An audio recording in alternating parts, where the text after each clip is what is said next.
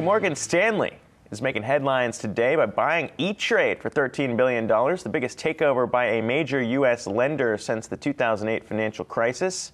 ETrade shares are surging on the news. You can see they're up by about 24%. And Morgan Stanley stock slumping a bit, off by about 4%. And joining us to discuss is Chief Financial Analyst at Bankrate, Greg McBride, along with Wells Fargo analyst Mike Mayo, who joins us in studio. And Mike, I want to start with you. Not only because you're here with us in studio, but also because you actually think that this might not be the smartest move from Morgan Stanley. You hit him with a downgrade here. Yeah, we lowered our rating on Morgan Stanley due to the acquisition of ETrade. Three main reasons. One is just it's dilutive. It's dilutive to earnings, tangible book value, culture, and the brand.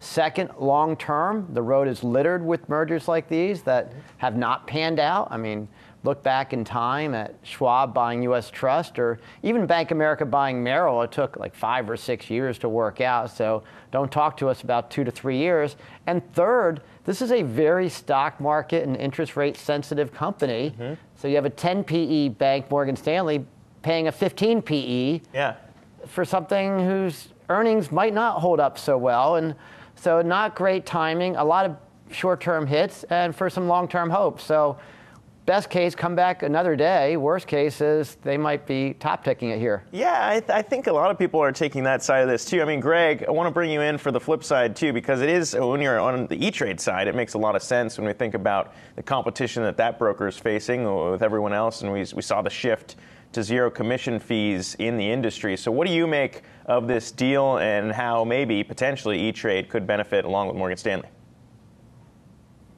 Well, the race to $0 commissions, really, I think, kind of spelled the music coming to an end for a lot of online brokerages. And, at that point, you better find a place to sit down real fast, simply because without scale, the future was very, very limited. And so, we saw Charles Schwab buy TD Ameritrade. I think that was really the first domino to fall. Mm-hmm. And ETrade being picked up by Morgan Stanley, I think is, sort of part and parcel to that.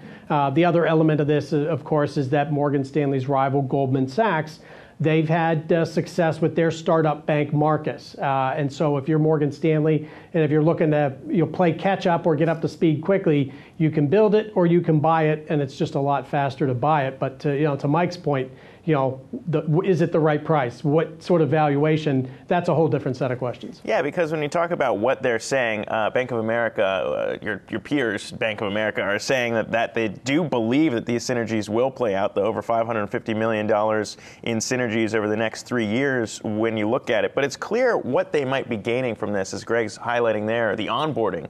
When you think about all the people and the shift to kind of focusing on more the consumer side, to get some of these brokerage accounts, might be shares that employees have through their company. That is really what they're going after here, right?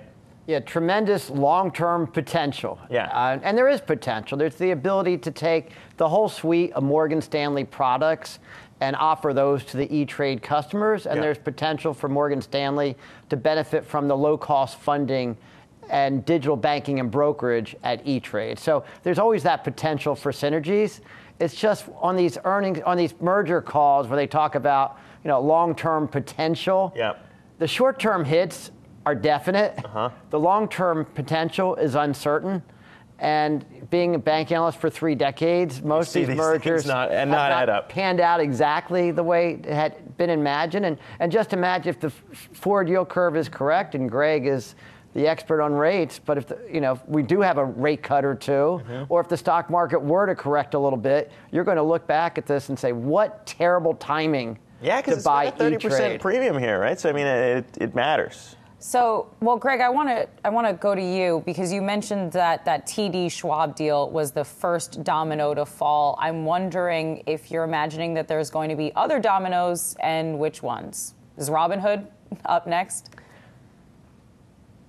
Well, this is not just limited to brokerages. I mean, I think if you look across financial services, you're seeing that nobody wants to be a one-trick pony. Everybody wants to be able to access multiple market segments.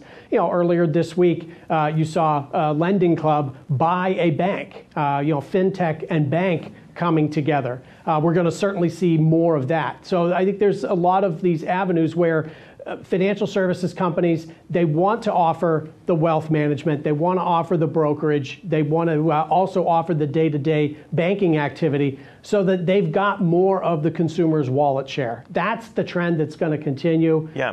And I think you're going to see that among institutions of all sizes and from all different lanes on that highway, be they robo-advisors, brick and mortar banks, or brokerage firms. So I'd like to put an exclamation point after what Greg just said with 3 words. Goliath is winning. Scale is winning in financial services like never before. One downside of Morgan Stanley buying ETrade is that ETrade was focused on getting some of those clients from the Schwab Ameritrade deal. Now those ETrade employees will be more focused on their merger, so it's an opportunity cost of doing this transaction at this time. Yeah, and I think even more, as you mentioned, if anything changes from the fundamentals or anything in their model that they're building out now, you could see how that could have some pretty serious impact moving forward, and maybe, to what you're saying, not living up to the expectations that they're pitching now.